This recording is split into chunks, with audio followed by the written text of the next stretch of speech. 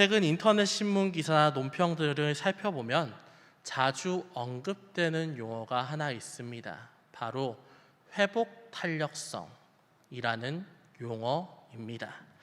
실패하고 좌절했더라도 다시 일어설 수 있는 능력을 말합니다. 사실 이런 용어와 비슷하게 한 2년 전쯤에 유행한 용어도 하나 있었지요. 중꺾마라고 혹시 아십니까? 중요한 건 꺾이지 않는 마음이라고 한참 유행을 할 때가 있었습니다. 비슷한 용어가 계속적으로 유행을 한다, 계속적으로 쓰인다. 그 이야기는 이 사회의 현상이 그렇게 흘러가고 있다는 걸 말하고 있는 겁니다. 왜 자꾸 힘을 주고 회복해라고 얘기를 하고 있을까요? 회복하지 못하는 사람이 많으니까, 좌절하는 사람이 많으니까 그런 겁니다. 실제로 우리 사회가 최근에 좀 그렇죠. 연애, 결혼, 출산을 포기하고 하는 청년들, 노동을 열심히 해도 예전만큼 먹고 살기 힘들어진 중년층, 더 나아가서 은퇴를 하더라도 일 안 하면 생계를 이어가기 어려운 노년층. 참으로 우리 사회는 옛날에 비하면, 물론 옛날에는 전체가 어려웠지만 그거에 비해도 떨어지지 않을 만큼 참으로 어려운 시대를 맞이하고 있는 것 같습니다. 그래서 좌절하는 이들이 늘어난 건 너무나 당연한 일일지도 모릅니다. 그리고 오늘 본문에도 좌절을 경험한 한 사람이 등장을 합니다. 바로 모세입니다. 오늘 보면 바로 전장인 출애굽기 3장은 하나님께서 모세를 지도자로 부르는 장면을 보여주고 있습니다. 하지만 모세는 회의적이었죠. 그는 40세에 동족인 히브리인들을 괴롭히는 애굽인을 죽였습니다. 그런데 동족인 히브리인들은 그에게 감사하지 않았지요. 오히려 더 많은 노역이 생겼다고 그를 외면했습니다. 그래서 그는 마음의 상처를 받고 미디안 강으로 갈 수밖에 없었습니다. 그동안 누렸던 왕자의 지위, 명예, 권력, 그거 다 떨어버리고 미디안 강으로 도망가게 되었지요. 그렇게 40년 정도 있다 보니 하나님께서 이렇게 말씀을 하십니다. 너희 동족 히브리인의 지도자가 되어라. 나를 외면한 동족을 이끌라. 아무리 하나님의 명령이라도 그렇게 하고 싶지는 않았을 겁니다. 그리고 40년 동안 광야에 있으면서 자신감도 많이 떨어진 상태였지요. 이런 상황에서 여러분이라면 어떻게 하시겠습니까? 거절할 이유를 찾을 것입니다. 모세 역시나 마찬가지였습니다. 오늘 본문을 통해서 거절할 이유를 하나님께 하나하나 대기 시작합니다. 특별히 이제 오늘 본문은 우리가 읽은 10절에서 15절을 포함하는 출애굽기 4장 1절에서 17절의 말씀입니다. 우리 4장 1절을 함께 읽어보도록 하겠습니다. 1절의 말씀 함께 읽겠습니다. 모세가 대답하여 이르되 그러나 그들이 나를 믿지 아니하며 내 말을 듣지 아니하고 이르기를 여호와께서 내게 나타나지 아니하셨다 하리이다. 아멘. 모세가 제시한 첫 번째 거절의 이유는 증거가 없다입니다. 1절에 이렇게 나오지요. 제가 여호와를 만났다는 증거가 어디에 있습니까? 증거가 없으니까 내 동족들이 따르지 않을 겁니다. 사실 이런 이야기를 하면 신약에 나와 있듯이 예수님께서 그러하듯이 믿음이 없는 자들아 하고 꾸짖는 게 훨씬 더 상책일지도 모릅니다. 하지만 하나님께서는 모세의 마음 상태를 많이 고려하고 있습니다. 그가 많이 실망했다는 것, 많이 좌절했다는 것, 그리고 자신감이 없다는 것까지 고려해서 혼내기보다는 달래주시기 시작합니다. 증거가 없다고 말하는 모세의 말에 증거가 될 만한 이적을 3가지나 보여주고 있지요. 3절, 4절, 6절, 9절에 나오는 3가지의 이적입니다. 지팡이가 뱀이 되는 이적, 손이 문드러지는 이적, 물이 피가 되는 이적이었습니다.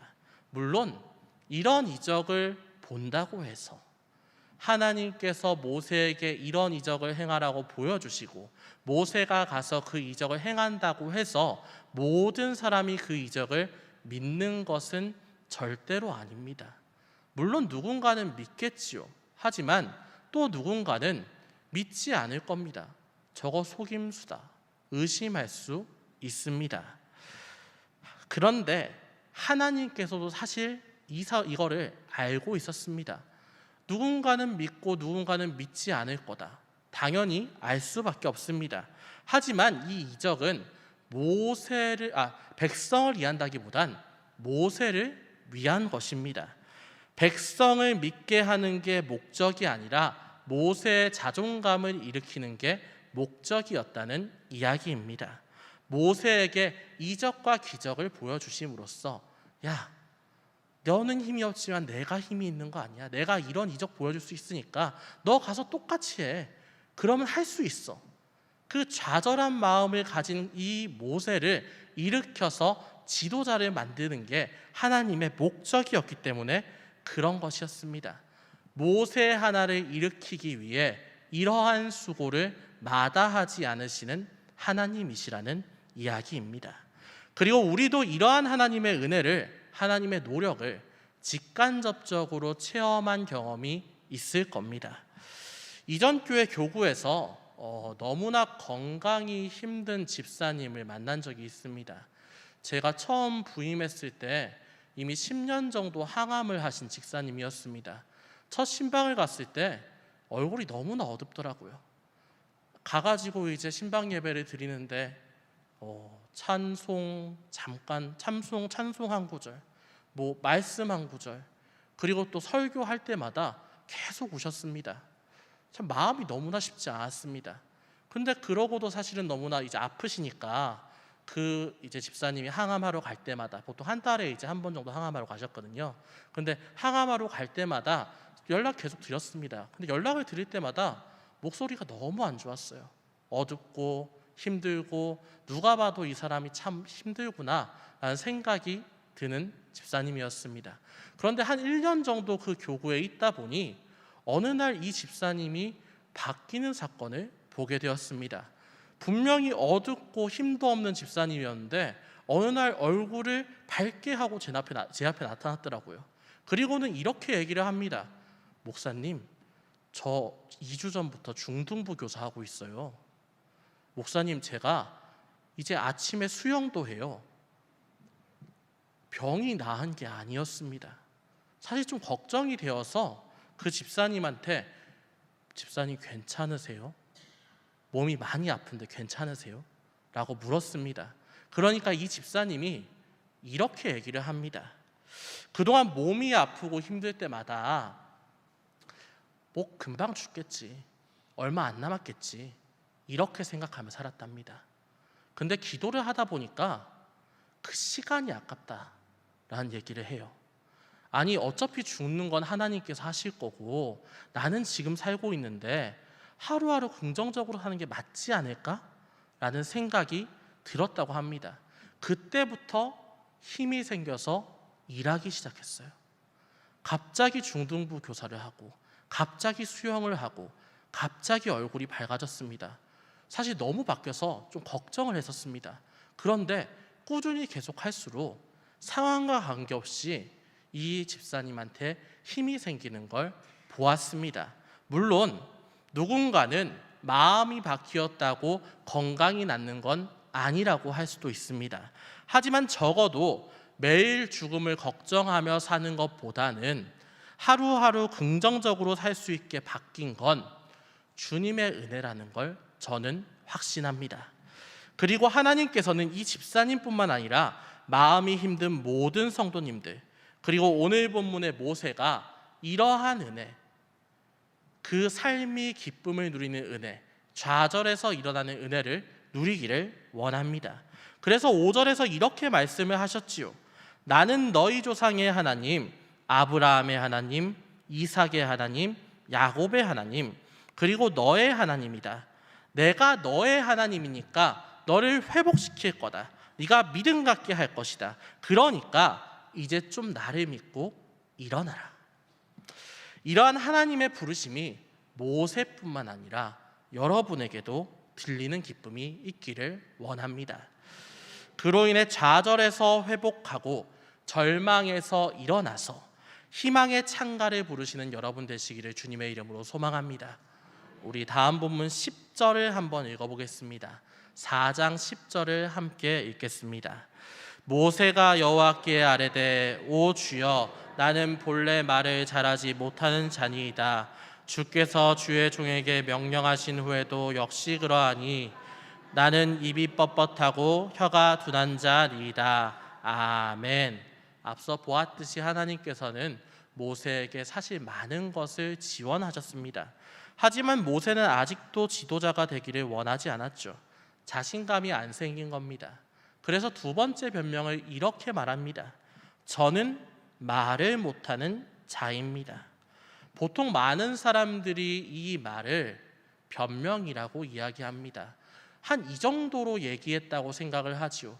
저는 언변이 부족합니다. 사람들 앞에 나가서 말을 못합니다. 그런 제가 어떻게 지도자를 할 수 있습니까? 정도로 모세가 얘기를 했다고 생각을 합니다. 하지만 여러 자료를 찾아보면 이와는 좀 다른 의견이 있다는 것을 알게 됩니다. 그냥 언변이 부족한 게 아니라 언어기관 장애를 겪고 있다는 의견입니다. 물론 이렇게 이야기를 하면 어떤 분들은 그건 아주 일부 학자들의 특이한 주장이 아니냐라고 반박할 수 있습니다. 하지만 그렇게 이야기하기에는 모세의 언어기관에 문제가 있었다는 주장은 고대부터 현대까지 꾸준히 이어져 오는 학자들의 의견 중에 하나입니다. 예를 들어서 미드라시는 모세가 어린아이였을 때 입을 불타는 석탄에 데웠다고 말합니다. 중세에 유명했던 유대 주애가 이븐 에즈라는 모세가 생득적으로 발음이 어눌한 사람이었다라고 이야기했지요.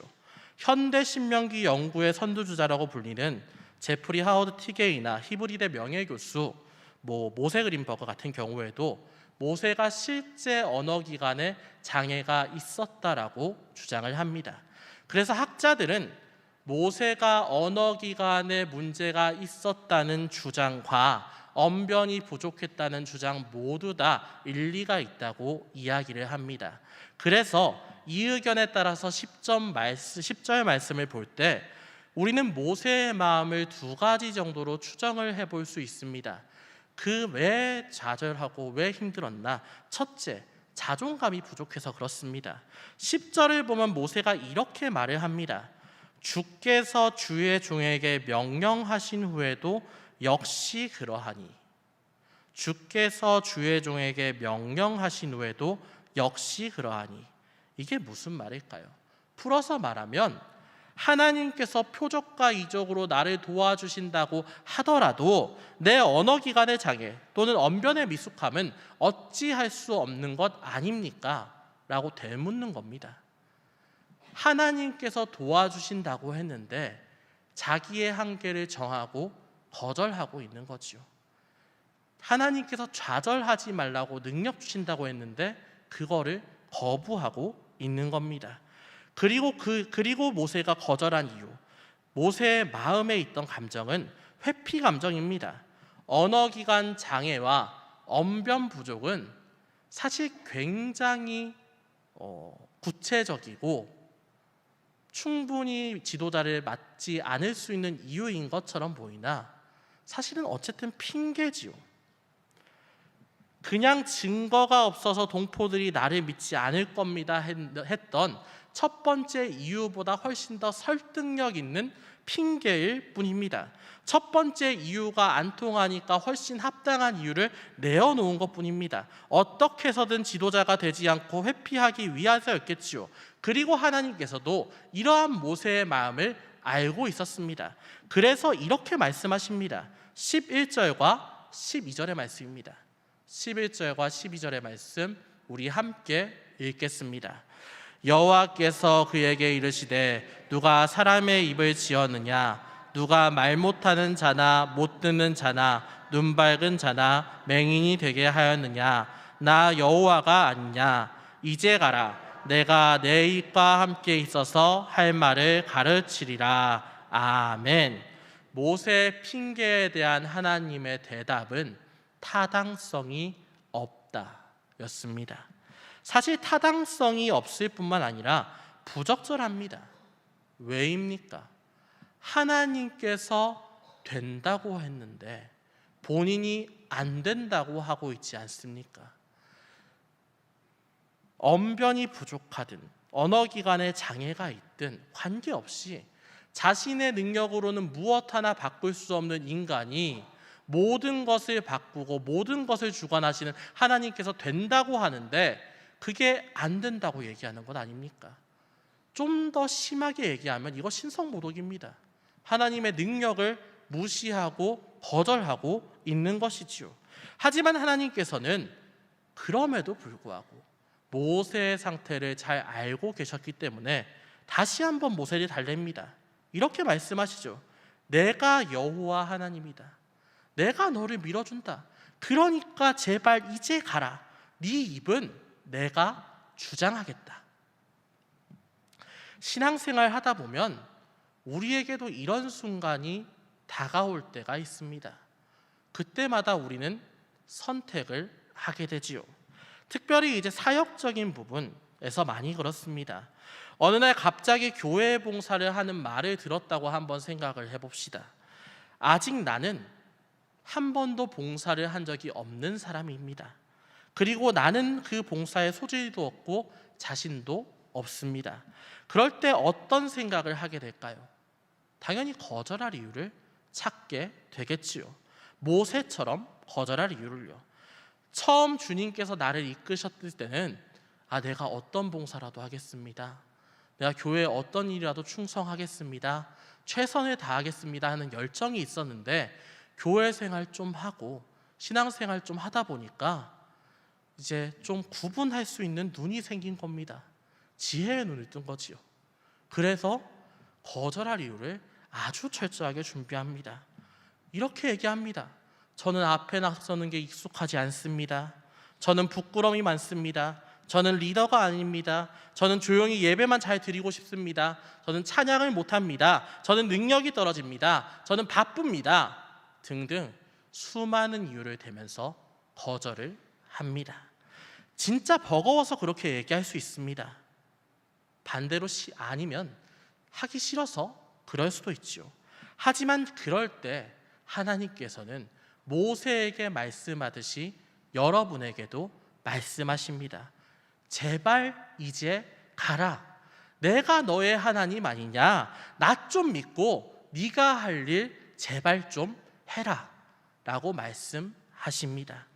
내가 안 된다고 할 때에 혼내고 벌 주고 화내는 것보다 하나님께서는 우리 편이 되어서 능력 줄 테니까 해라. 지금 네가 의심하지 마라. 제발 좀 해라. 동행하겠다고 말씀하시는 하나님이시라는 이야기입니다. 여러분의 삶에 그 하나님께서 함께 동행하시는 은혜가 있기를 기원합니다.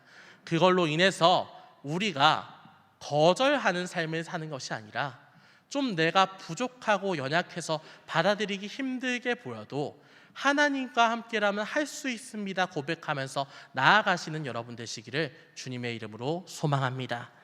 다음으로 본문 13절과 14절에 함께 읽겠습니다. 13절과 14절의 말씀 함께 읽겠습니다. 모세가 이르되 오 주여 보낼 만한 자를 보내소서. 여호와께서 모세를 향하여 노하여 이르시되 레위 사람 내 형 아론이 있지 아니하냐? 그가 말 잘할 것을 내가 아노라.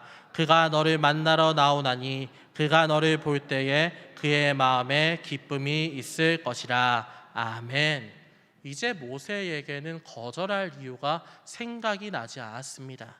그래서 솔직한 심경을 하나님께 이렇게 토로하지요. 오 주님, 제발 갈 만한 자를, 할 만한 자를 보내소서. 나는 자격이 안 됩니다. 이게 모세가 한 마지막 핑계입니다. 일종의 발악이지요. 저는 죽어도 싫습니다. 저는 자신 없습니다. 제발 다른 사람 좀 보내주세요. 이렇게 얘기한 거니까요. 그렇다면 하나님께서는 어떻게 반응을 하셨습니까? 14절 상반절에 이렇게 나와 있습니다. 여호와께서 모세를 향하여 노하여 이르시되 하나님의 진노. 성경에서 하나님의 진노가 이스라엘 백성들에게 향한 경우는 종종 있습니다. 그런데 이 하나님의 진노가 개인을 향한 경우는 굉장히 드뭅니다. 별로 없지만 대표적인 예로 다윗 시대 아비나답의 아들 우사는 법궤를 이동할 때 그 법궤를 잡아서 하나님의 진노를 샀습니다. 그리고 그 진노의 결과는 죽음이었습니다. 하물며 노아의 홍수가 있었을 때 그 홍수도 하나님의 진노 때문에 일어난 게 아니라 하나님의 근심으로 일어났다고 이야기를 합니다.